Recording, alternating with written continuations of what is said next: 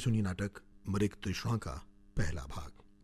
लेखिका है अनु शर्मा, निर्देशक और प्रस्तुतकर्ता काजल सूरी।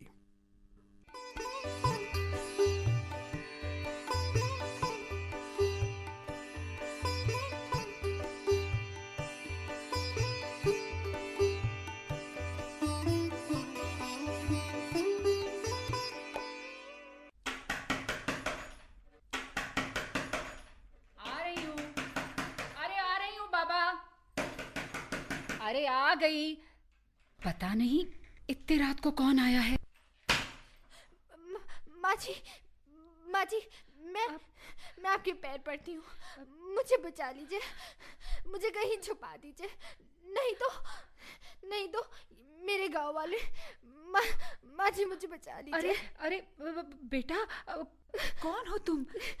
कहाँ से आई हो? और गांव वाले तुम्हारे पीछे क्यों पड़े हैं? क्या बात है बेटा? मैं बताती हूँ, मैं सब बता दूंगी, पर पहले आप मुझे कहीं छुपा दीजिए। अगर वो लोग आ गए तो मुझे नहीं छोड़ेंगे। अरे बेटा, घबराओ मत तुम, तुम्हें कुछ नहीं होगा। यहाँ कोई नहीं आएगा बेटा, यहाँ तुम बिल्कुल सुरक्षित हो। अगर तुम्हारे गांव वाले यहाँ आ भी गए ना, तो यहाँ तुम्हारा कुछ नहीं बिगाड़ पाएंगे। अरे मैं हूं ना। पर माँ जी, आप उनका सामना नहीं कर पाएंगी, वो बहुत खतरनाक है। आप अकेली क्या, मुझे तो लगता है आपके घर के सभी लोग मिलकर भी उनका मुकाबला नहीं कर पाएंगे। बेटा तुम घबराओ मत। बेटा, लड़ाई सिर्फ ताकत से नहीं लड़ी जाती। अरे किसी भी लड़ाई को लड़ने के लिए अगर हम ताकत की बजाय बुद्धि का इस्तेमाल करेंगे ना, तो वो ज्यादा कारगर होता है। मुझे तो कुछ समझ नहीं आ रहा आप क्या कह रही हैं। बस आप किसी तरीके से मुझे उनसे बचा लीजिए। हाँ बेटा, हाँ, तू घबरा मत। वैसे भी लगता है कि वो लोग कहीं और निकल गए हैं, नहीं तो अब तक तो वो आ भी गए होते। बेटा तुम आराम से बैठ जाओ, मैं तुम्हारे लिए पानी लेकर आती हूँ। जी मेहरबानी।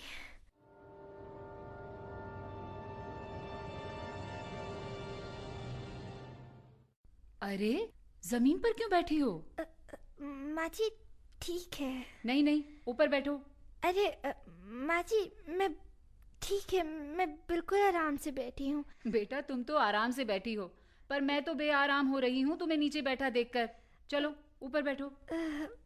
ठीक है माँ जी, आप कहती हैं तो। वेरी गुड, अब ठीक है। ये लो बेटा, कुछ मीठा खाकर पानी पियो, तब तक मैं तुम्हारे लिए कुछ खाने को बनाकर लाती हूँ।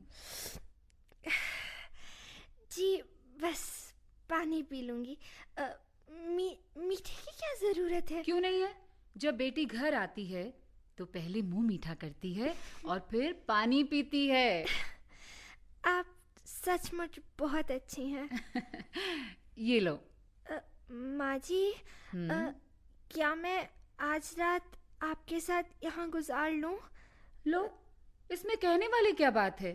हाँ, इतनी रात को इस हालत में तुम और जाओगी भी कहाँ बेटा? मैं सुबह होते ही चली जाऊंगी। ओफो बेटा, इसे अपना ही घर समझो। माँ जी, मैं बता नहीं सकती, मुझे सहारा देके आपने मुझ पे कितना बड़ा एहसान किया है। जहाँ तक मैं सोचती हूँ ना बेटा, कोई किसी पर एहसान नहीं करता। जी हाँ, हो सकता है कि इस तरह मैं तुम्हारे काम आकर खुद पर ही कोई एहसान कर रही हूँ। जी तुम नहीं समझोगी बेटा। तुम बैठो, मैं तुम्हारे लिए कुछ खाने को लेकर आती हूँ। अरे नहीं माँ जी, मीठा खा तो लिया, खाने की कोई जरूरत नहीं है, आप आराम कीजिए। अरे जरूरत कैसे नहीं है? पता नहीं कब से भागी भागी फिर रही हो तुम। माँ जी। हाँ बेटा। मैंने तो आपकी रात खराब कर दी। अरे बेटा, अगर आप खाना पीना बनाएंगी तो खटर पटर से घर के बाकी लोग भी जग जाएंगे। अरे पगली, जगना होता तो तभी नहीं जग जाते जब तुम आई थी। क्या मतलब माँ जी? मतलब ये कि यहाँ और कोई नहीं रहता। मैं अकेली हूँ। अकेली क्यों? आपका परिवार? बस एक बेटा है मेरा और वो विदेश में सेटल है।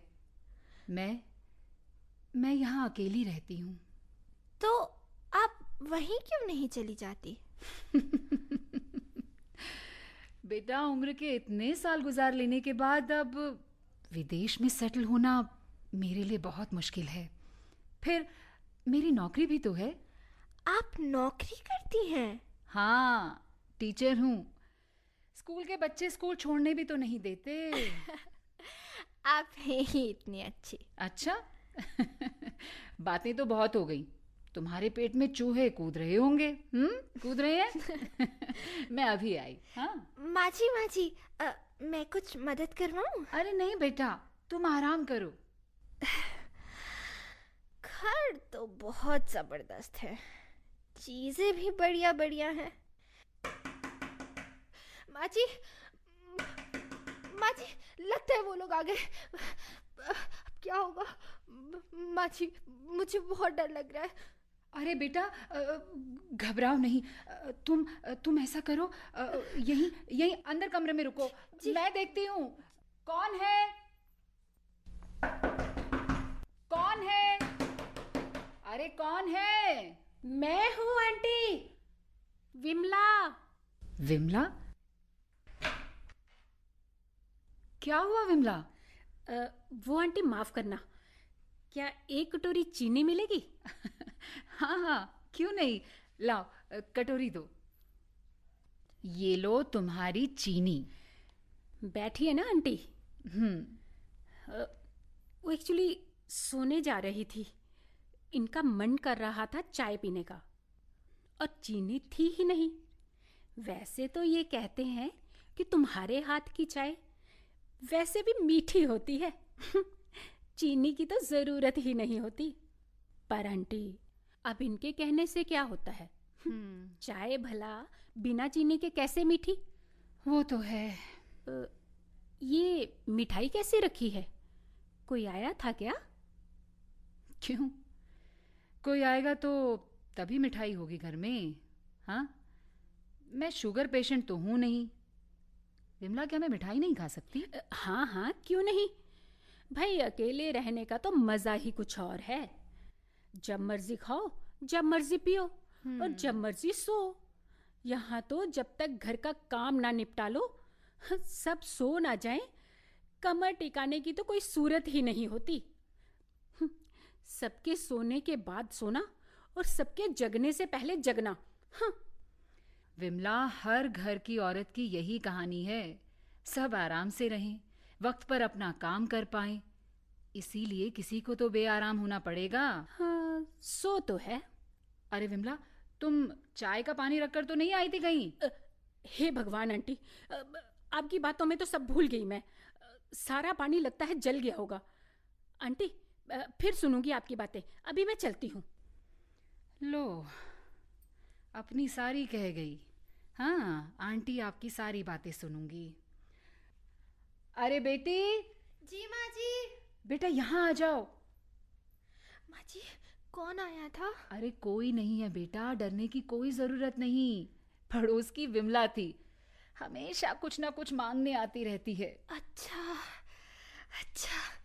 मैं तो डर ही गई थी। अरे डर मत बेटा, देखो ना, इतनी देर हो गई है और अभी तक मैंने तुमसे तुम्हारा नाम तक नहीं पूछा। सत्या नाम है मेरा। सत्या? अरे वाह, बहुत अच्छा नाम है बेटा। बड़ी ही पवित्र अनुभूति है इस नाम में। पर सत्या बेटा, ये गांव वाले ये तुम्हारे पीछे क्यों पड़े हैं? तुम्हारा परिवार? वो दरअसल मैं... अरे नहीं बताना चाहती बेटा तो कोई बात नहीं। कोई जरूरी थोड़ी है कि तुम मुझे सारी बात बताओ। अरे नहीं माँ जी, वो मेरे परिवार वाले... बेटा अभी तू आराम कर, अभी तू रहने दे। ऐसा करते हैं, पहले मैं कुछ खाना परोस देती हूँ तेरे लिए। आराम से बैठकर खाना खाओ, फिर बातें करेंगे। ठीक है माँ जी, जैसा आप कहें। बेटा, मैं बस अभी आती हूँ। ठीक है?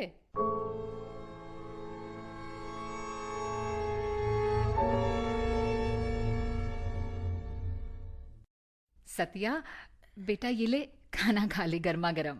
अरे माँ जी, ये आपने क्या क्या बना दिया? अरे बेटा, इतना कम समय था, जो कुछ बना पाई बना दिया तेरे लिए।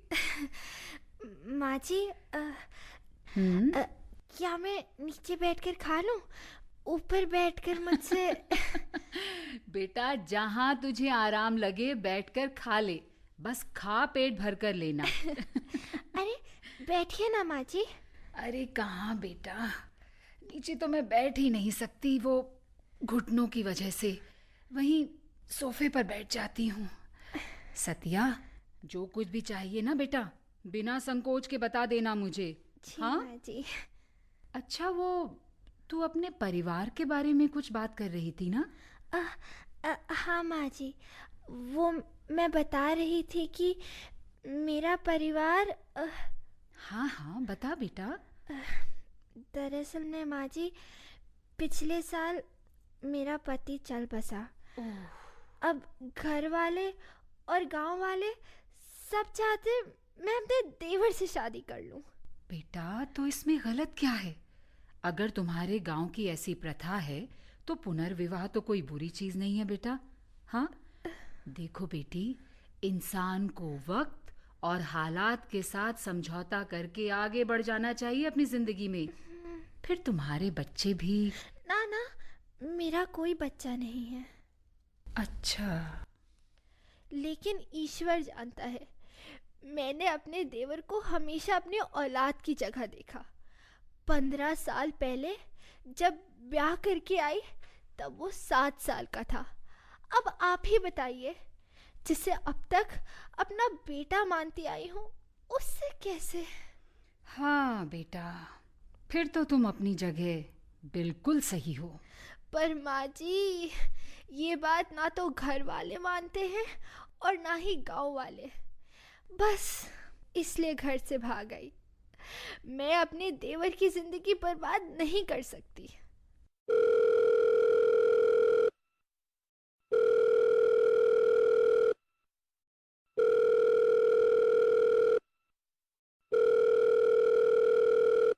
हेलो।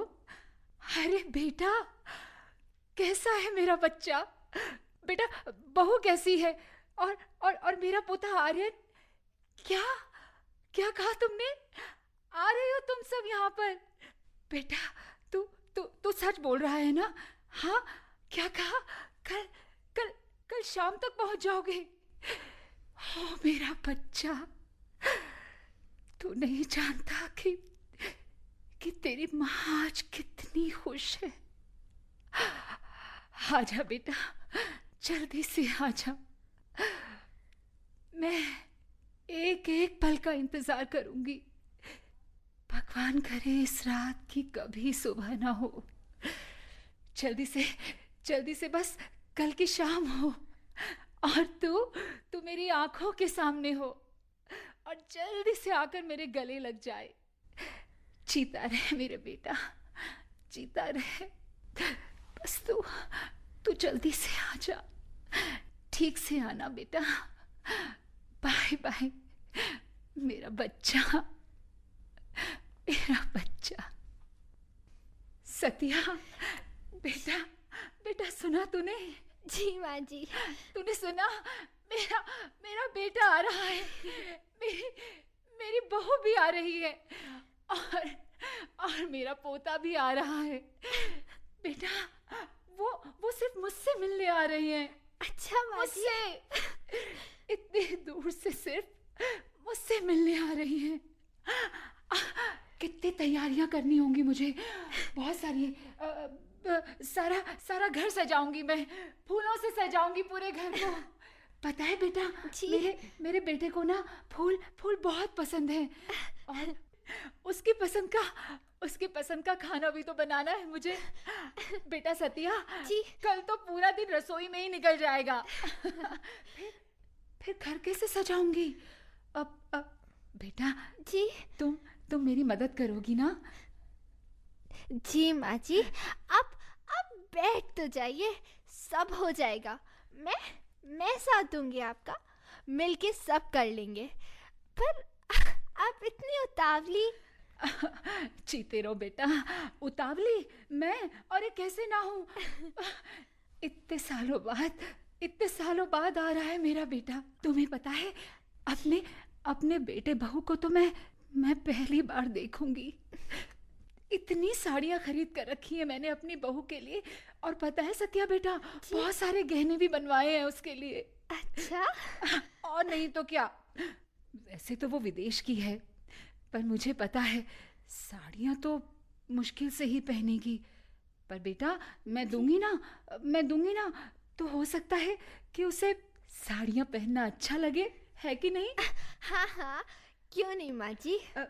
तुझे दिखाऊं मैं उसके कपड़े और गहने? हाँ हाँ, जो मैंने खरीदे हैं उसके लिए अब तक। अभी निकाल कर लाती हूँ अलमारी से। तू बैठ, मैं लेकर आती हूँ अभी।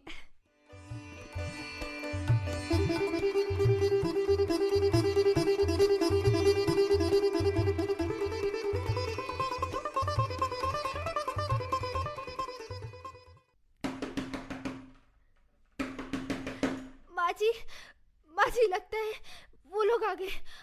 अब की दफा जरूर वही लोग होंगे, जरूर वही होंगे। और इतनी जोर से दरवाजा कौन पीटेगा? माँ जी क्या करें माँ जी? अरे बेटा तुम ऐसा करो, तुम यहीं छुप जाओ, मैं देखती हूँ। जी जी। कौन है? अरे कौन है भाई? अरे बोलता क्यों नहीं, कौन है? बहन जी मैं हूँ, गुप्ता। अरे गुप्ता जी। माफ कीजिएगा बहन जी, इतनी रात को आपको तकलीफ दे रहा हूँ, मगर क्या हुआ गुप्ता जी? आप इतने घबराए हुए क्यों हैं? दरअसल बहन जी, मेरी वाइफ को बहुत तेज बुखार है, और घर में कोई बुखार की दवा भी नहीं है। ठंडे पानी की पट्टियां रखने के बावजूद बुखार कम होने की बजाय बढ़ता ही जा रहा है बहन जी। कुछ समझ में नहीं आ रहा, क्या करूं? अगर आपके पास बुखार की कोई दवा है तो। हाँ गुप्ता जी, क्यों नहीं, आप यहीं रुकिए, मैं अभी देती हूँ दवाई इसमें। हाँ ये लीजिए गुप्ता जी, इससे बुखार जरूर उतर जाएगा, लेकिन सुबह होते ही उन्हें डॉक्टर के पास जरूर ले जाइएगा। जी जरूर, बस अभी किसी तरह बुखार उतर जाए। अरे आप घबराइए मत, जरूर उतर जाएगा। जी धन्यवाद। एक बार फिर से माफी चाहता हूँ आपको परेशान करने के लिए। अरे गुप्ता जी, आप ये कैसी बातें कर रही हैं? मुश्किल वक्त में पड़ोसी के काम नहीं आएगा तो कौन आएगा? आप प्लीज जल्दी से घर जाइए और उन्हें ये दवा दीजिए। जी धन्यवाद।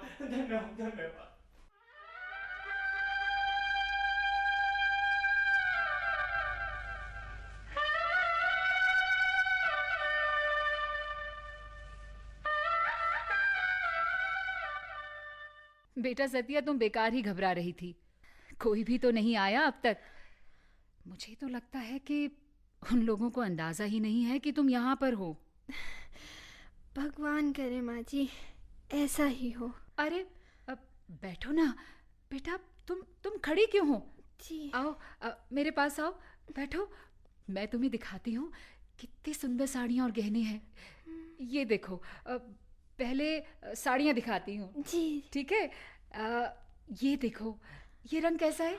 हाँ, लाल रंग बहुत सुंदर है। तुझे पसंद है? बहुत प्यारी साड़ी है। और ये देखो बेटा, पाजेब बहुत सुंदर है। और ये चाबियों का गुच्छा बहुत प्यारा है। और ये हाथों के कड़े बहुत प्यारे हैं। पता है बेटा, ये कड़े ना मेरी माँ ने मुझे दिए थे।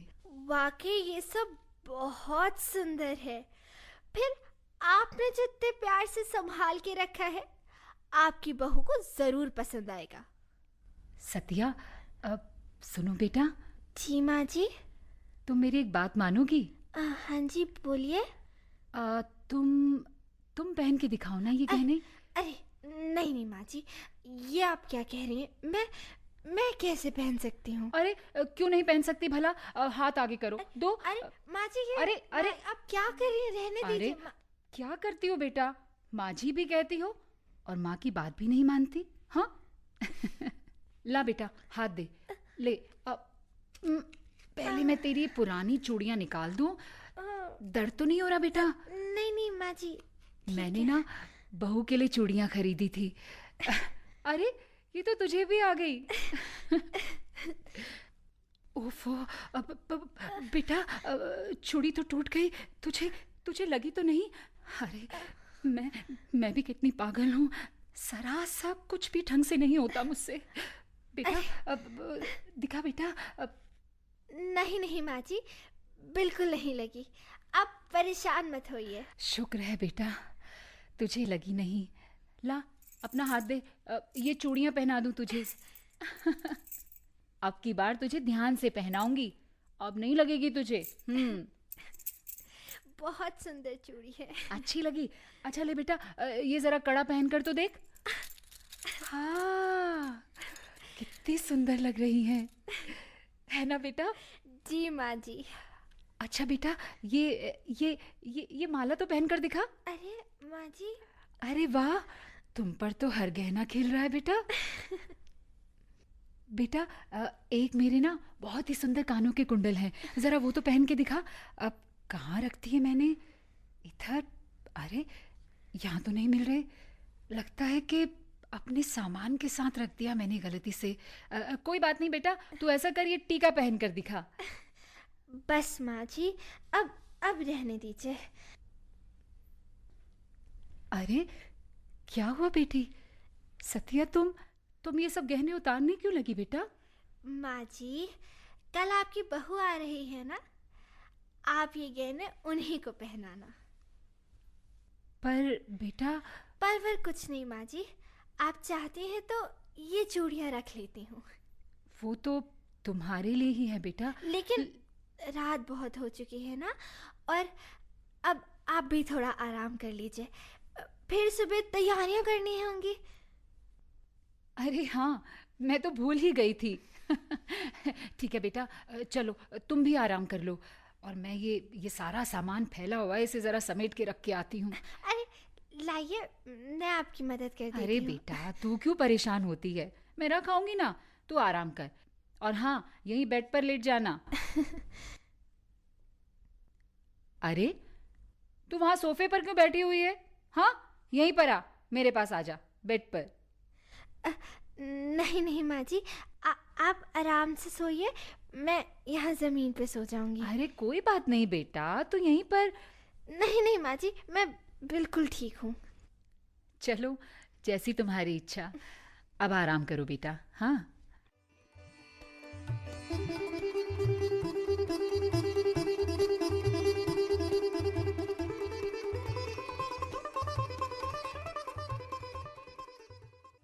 अभी आप सुन रहे थे नाटक मृग तृष्णा का पहला भाग। भाग लेने वाले कलाकार थे रमा पांडे, जीतू सिंह, ट्यूलिप फजल और SM शरीफ। लेखिका थी अनु शर्मा। निर्देशक और प्रस्तुतकर्ता काजल सूरी।